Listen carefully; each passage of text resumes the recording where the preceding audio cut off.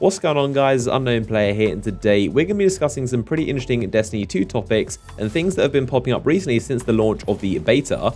So jumping right into the first thing, I want to mention some super rare loot that's dropping for a very small amount of people inside the beta, and this is our first ever look at an engram dropping inside Destiny 2 as well, which up until this point has never been shown off before. No engrams drop in the beta, of course, and nothing's ever been shown off in gameplay. So this is our first time seeing it, and as you can see, it's basically the same as Destiny 1. You kill the boss, engram pops out. The engram does have some new animations, as you can see. There's some kind of fancy blue glowing stuff all over it, which is quite a nice touch, but if you've played the beta, you know that engrams aren't supposed to be dropping, so what's going on here and why did this drop? So this was sent to me by someone on Twitter called JJXBrown, who kindly let me know about this blue piece of gear he got, and also gave me this footage of the thing dropping for him to share it with you guys. So a massive shout out to JJ for sharing me this. Also, if any of you guys get any blue gear or something cool inside the beta, feel free to tweet it at me. My Twitter link is down in the description. But how did you get this piece of gear and what did it end up decrypting into?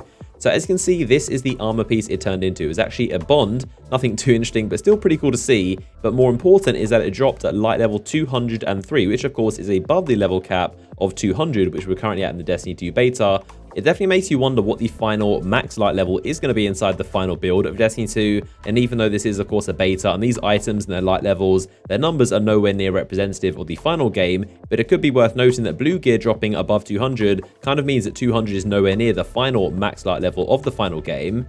So the next question is, how did he get this stuff to drop? The answer is pretty simple. It's just a bug. It seems to be very, very, very rare. There's probably a handful of people, maybe less than a dozen in the entire world, who have actually got blue gear on the characters. Like I said, if any of you guys have some, then do let me know by tweeting me. But this stuff is incredibly rare, and I guess it's a bug. Maybe there's literally like a 0.0000001% chance every time you kill the boss, the engram pops out. Of course, as we know, the normal way to get loot is by killing the boss, and then the chest spawns and gives you 2 legendary pieces of gear. But for some reason, this time around, when he killed the boss, this blue popped out. So it's pretty cool to see. And I'm also really interested to see what an exotic engram looks like when it pops out. As you can see, there's slightly a new animation that kind of glows all blue, and there's like this blue ray of energy coming out the top of it. So I really want to see it. I'm sure exotics are going to be way over the top, and there's probably going to be like golden energy like bursting all over the place. So I really want to see the animations, and definitely kind of cool to see a slight upgrade in how engrams drop and what they look like inside Destiny 2.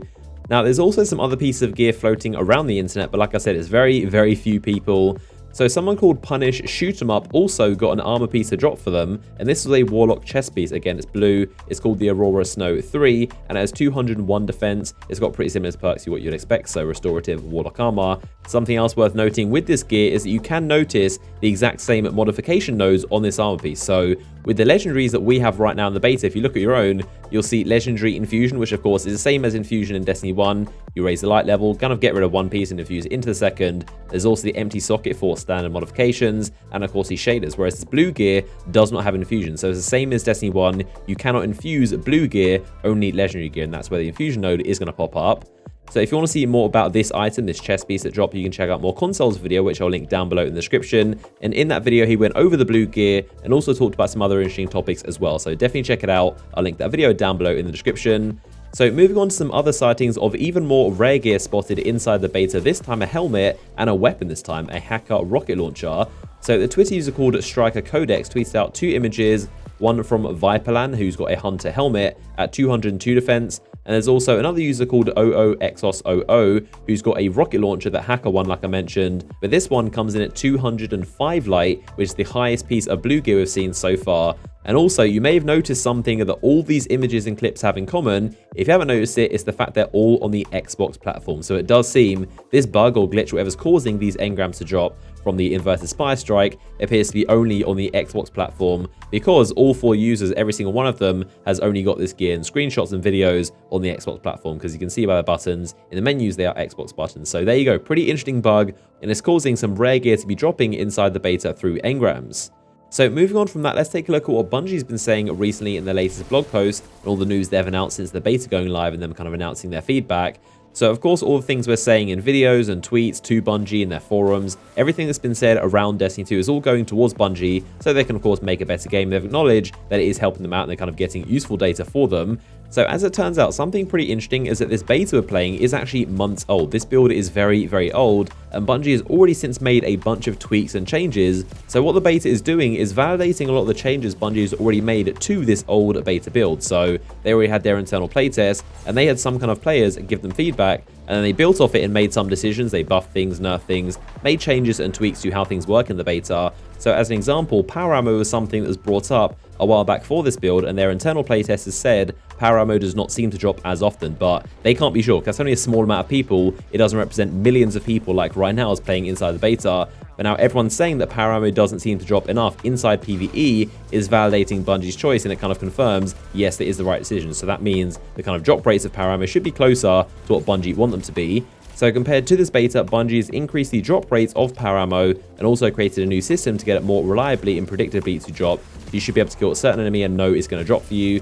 Now they've also increased the power of grenades in PvE. They thought that was a bit too weak.